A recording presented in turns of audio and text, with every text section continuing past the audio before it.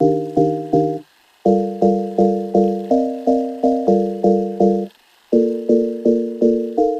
Andrea Askowitz. And I'm Allison Langer. And this is Writing Class Radio. You'll hear true personal stories and learn how to write your own stories. Together, we produce this podcast, which is equal parts heart and art. By heart, we mean the truth in a story. By art, we mean the craft of writing. No matter what's going on in our lives, Writing Class is where we tell the truth. It's where we work out our shit. I almost forgot shit. There's no place in the world like Writing Class, and we want to bring you in. Hey, we're stepping into 2023 with a whole new season. Today on our show, we bring you a story by Terry Barr. Terry submitted the story after seeing a call for submissions that we put out on Twitter. So for those of you out there who think you have a story that would work on this podcast, please visit the submission guidelines on our website. We're open to all stories by all people. Just please review our guidelines. So I want to talk for a second about how Terry's story came in. We haven't ever really discussed pitches. Some people read our submission guidelines. It appears that many people do not. So we're much more receptive if you actually view the guidelines and really sort of stay in them. Well, definitely stay in them. Stay within the guidelines, you mean? Yes. And also, it's really nice if you listen to the podcast and get a sense of what we air.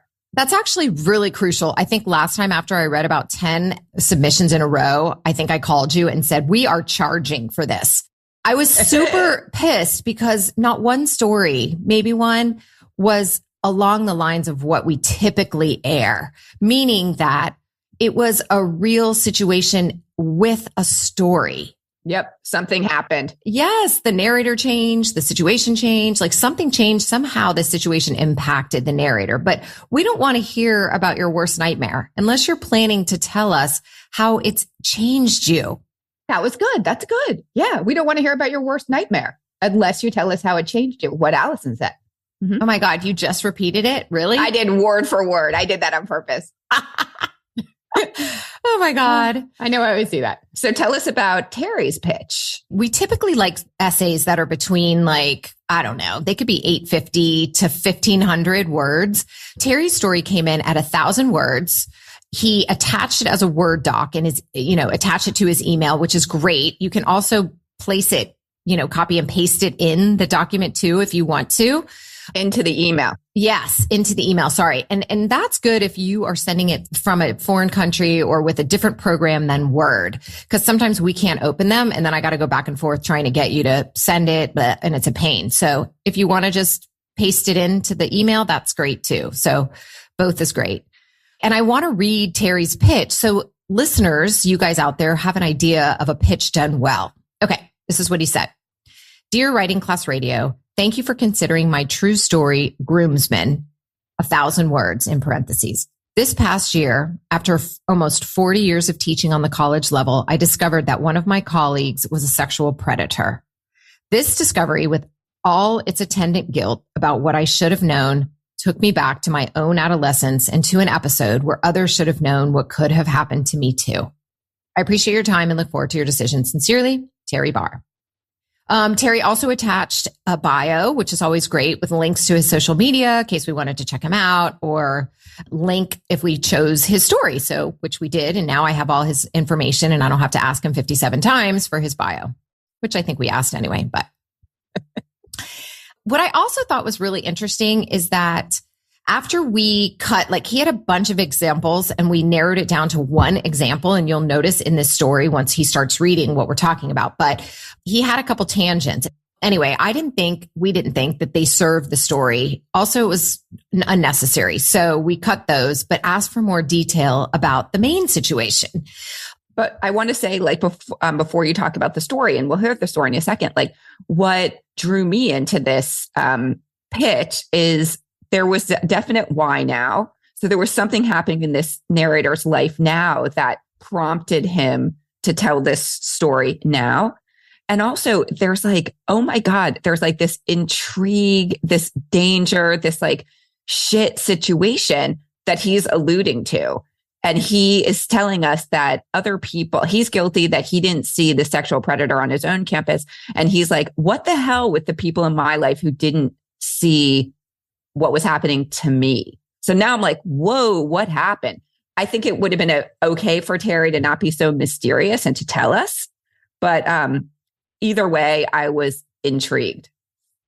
Like he could have told us in the pitch that he had been sexually abused. Yeah. I don't think that, I think that would have helped. I do think people want to be like secretive. They think that they reveal something at the end that it's powerful. And I remember doing the same thing when I first came into writing, but then you sort of like punched that right out of me. I think it's really important to tell the editor exactly what the story is. It's not like you're going to spoil alert to the editor in 2 lines. I think it's okay to spoil the story because you're telling the editor in 2 lines exactly why the whole rest of the world needs to hear your story. Yeah. I mean, Terry didn't actually come out and say that he was sexually abused in his pitch, but he could have. But he did mention it's close enough. It's a really good pitch. Really good. Okay. So the other thing I wanted to just suggest or just let the listener know is that when we get stories, sometimes we air them as is, but often we have questions. Every editor seems to have their own thumbprint they want to put on something, I think. And so, but we also thought there was something missing. There was like, we needed him to go deeper. And when we asked him to do this, he revised and said this: honestly, doing these revisions unlocked another door for me, helping me understand why I have always been reluctant to trust anyone totally. And I just thought that's super powerful because sometimes we write in our journals and then maybe we share something, but we don't go back and revise. And those revisions is what bring out the deep, deep, deep emotion. And that's what makes the story amazing. Thanks for telling us that, Terry. That's really cool. I also want to tell the listener that the story evolved and is not exactly about what the pitch says it's about. But we can talk about that later because that's the work of revision and editing, is figuring out exactly what the story is about and then boom, taking that home. Yeah. And should we talk about the structure here? Or do you want to talk about it after we're done? After he reads? Well, let's talk about it. After we hear the story, we'll also talk about how Terry's structure was really brilliant and excellent. Okay, perfect. Terry's story is called Groomsman. Terry Barr writes about music and culture at medium.com at Terry Barr. That's 2 R's, 2 R's. His most recent essay collection, The American Crisis Playlist, was nominated for a 2022 Pushcart Prize. His work can also be found at Tell Your Story, Story South, and Under the Sun. He lives in Greensville, South Carolina with his family. We'll be back with Terry's story after the break. We're back. I'm Allison Langer, and this is Writing Class Radio. Here's Terry Barr reading his story, Groomsman.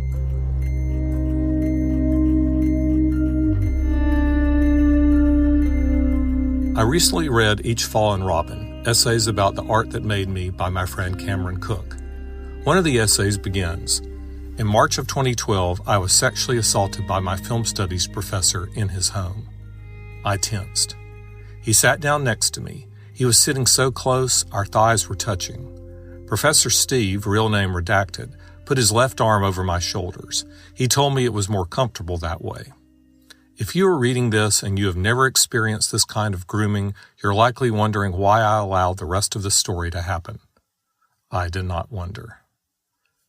House Shoes was our pediatrician. My brother named him this because in his office he wore slippers. He had a dry, sarcastic air and smoked old gold cigarettes using an artificial filter that made him appear suave, and when the ash fell onto his white coat, he pretended not to notice. When he asked us how we were doing and we responded with any form of complaint, House Shoes rolled his eyes and proclaimed, "Ye gods and little fishes." House Shoes lived just a few blocks from us in an old Victorian home with his mother. House Shoes was also an artist, and one Christmas my mother gave me one of his drawings, an expressionist memento of something. When I opened it, I froze and didn't say thanks. I don't know if she ever wondered why. My father never liked the man and said so to all of us, but he never stopped us from being taken to House Shoes' office. As for my mother, I suppose it's difficult to think you've endangered your child. In my memory, she was there at the beginning, in the exam room when he did it the first time or two. I even saw Hal Shoes look at her when I stopped him, as if to say, "This child of yours, so shy, so untouchable." I am 12. It's just him and me, the intimate solitude of doctor and patient. After he finishes peering down my throat, listening to my chest and checking my ears, Hal Shoes has me lie on the table and starts feeling around my torso. He doesn't explain what he's feeling for. While he's my doctor and I'm supposed to trust him, I begin to feel funny. My apprehension gets stronger, and while I don't know why he's probing down there, I know that if I don't stop him, he will continue. So when he tries to pull my underpants down, I say, "No." He steps back and rolls his eyes as if I were a strange child. This happens many times. It's our odd ritual. I refuse to let him touch me down there. He always tries, and I always feel bad afterward, like something is my fault. This game never stops. Until the year I turned 14. I let him feel down there because I think I've been acting like a scared kid. He touches everything, as I knew he would, as I knew he wanted to. I try not to feel anything, but I do. Embarrassment, shame, weakness. I don't feel pleasure. I am not aroused. I am disgusted, and I know this experience must remain a secret. A few weeks later, Hal Shoes called to ask me to work for him, tending his garden. Since I had no other summer job, I agreed. I knew that if I turned him down, I'd have to explain why, to him and to my parents, and no one would understand unless I told everything. I was supposed to mow his lawn, too, but after one try, he claimed I didn't cut it short enough. When I told Hal Shoes that my father says cutting the grass too short causes the sun to burn it, he said, "What your father knows about lawns can be inscribed on my little toenail." One day, Hal Shoes returned from his office while I was on my knees weeding. He said, "Come into the house with me, and I'll explain what you're to do next." He had me follow him upstairs and wait in the hallway while he changed clothes. He did not close the door to his bedroom. He took off his clothes, down to his gold briefs, and stood there for a few minutes before putting on his gold coveralls. He knew I was watching him. His stooped, stiff figure looked boyish in his briefs. He had little hair on his pale, fleshy legs, and his stomach protruded over his briefs, even though he was not a large man. Nothing else happened that day. I didn't know what grooming was then. I quit work the next day, opting to box jewelry in my father's store. I never told anyone this story. I knew it would cause trouble, that I'd have to answer questions that might lead all the way back. It would be his story versus mine. But after reading Cameron's essay about the assault he experienced, I cannot swallow the trauma, the truth, any longer. My pediatrician died a few years back. His death brought me no comfort, but it did free me to face my past, and to donate that painting my mother gave me so long ago to the Salvation Army. So, I'm beginning to realize what those moments at his office, his home, did to me. I've been married for 38 years. My wife and I have 2 adult daughters.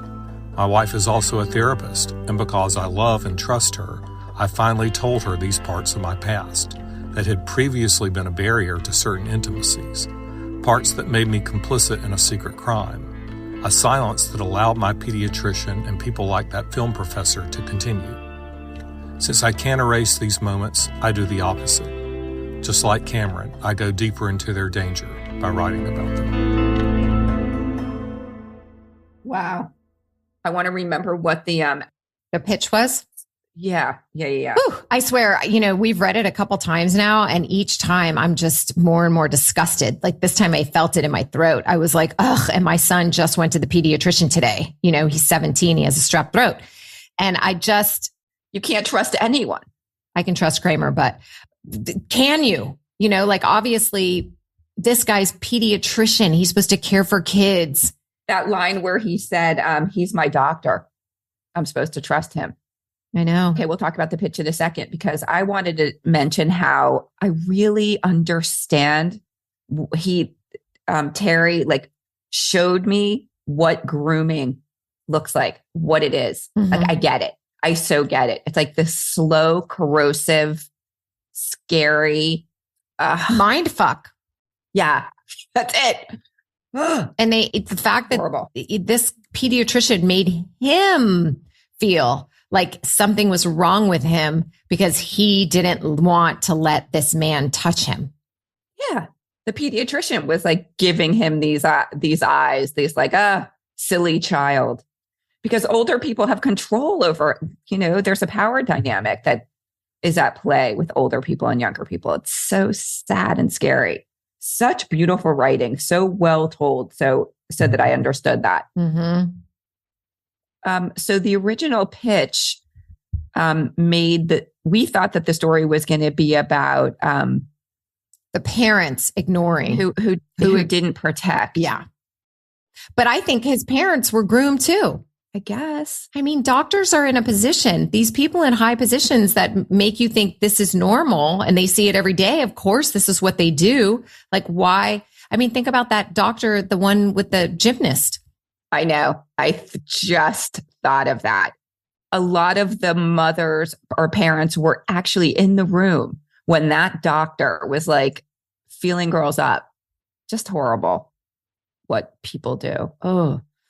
So the story, initially, the narrator thought it was going to be about his parents not protecting him. But then because of the power of reading his friend Cameron Cook's essay, I think that changed what the story became about for the narrator. I mean, basically, so at the end, and I love this last line, like I want to read it again. Since I can't erase these moments, I do the opposite. Just like Cameron, I go deeper into their danger by writing about them. That's the narrator's way of stopping predators, by just talking about it, getting it out there. Excellent, excellent.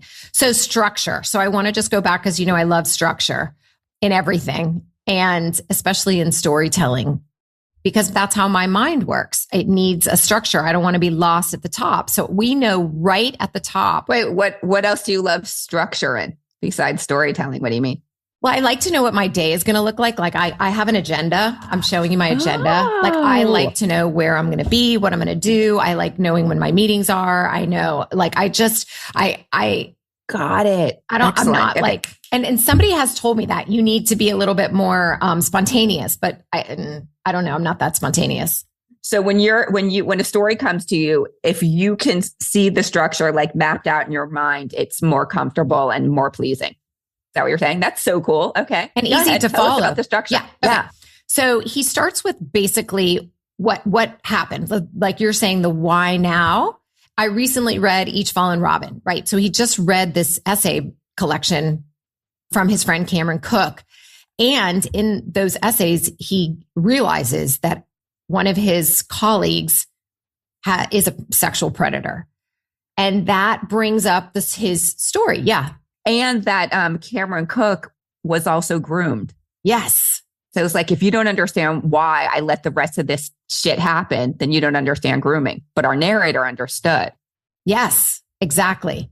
That was cool. So it was great. He shows us that. He's like, I tensed, right? Okay. So then he describes the grooming that his friend had, right? Okay. So that's not even at this point, as far as the structure that I'm talking about is concerned, like boom, at the top, we get it. Then he goes backward and he tells us his backstory and tells us when this happened to him. He shows us, right? So boom, we're in it. Then house shoes. But then what happens is, and this is the part that people seem to miss. So they tell us about this whole thing, and then they don't show us how it's impacted them now in their life. So he goes, but after reading Cameron's essay, I cannot swallow the trauma of the truth any longer. And then he shows us what happened to his pediatrician. He wraps that up for us, and how that his death didn't bring him any, comfort, and that he donates that painting. He brings us back to the painting, which I thought was really good. Now we know why the painting was in there. Otherwise, why is the painting in there? Right. So then he interprets. I'm beginning to realize what those moments at his office and home did to me. And then he shows us, he tells us, and then explains why I just read his whole essay. Right. Because this is the part I'm like, why did I just waste my time? Yes, a terrible story. I'm so sorry this happened to you. But he says, I can't erase these moments. I do the opposite. Just like Cameron, I write about them. So what I am really, I don't know, I'm just thankful or satisfied, or like the story just really worked for me because the narrator admitted that he has some barriers to certain intimacies.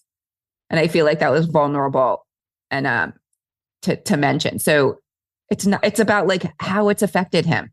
Yeah. And he doesn't want that to happen to anyone else. And I just imagine that now that it's out there, that hopefully those barriers are dissolving a little bit.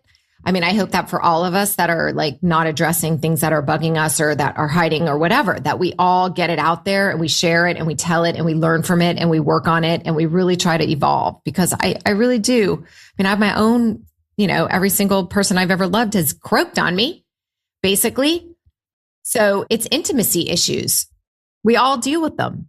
And this guy writing about it, being brave and getting it out there, I think is so important and inspires me 100%. Yeah. Yeah. Me too. Fucking awesome. I know. Loved it. Thank you, Terry Barr. And thank you guys for listening.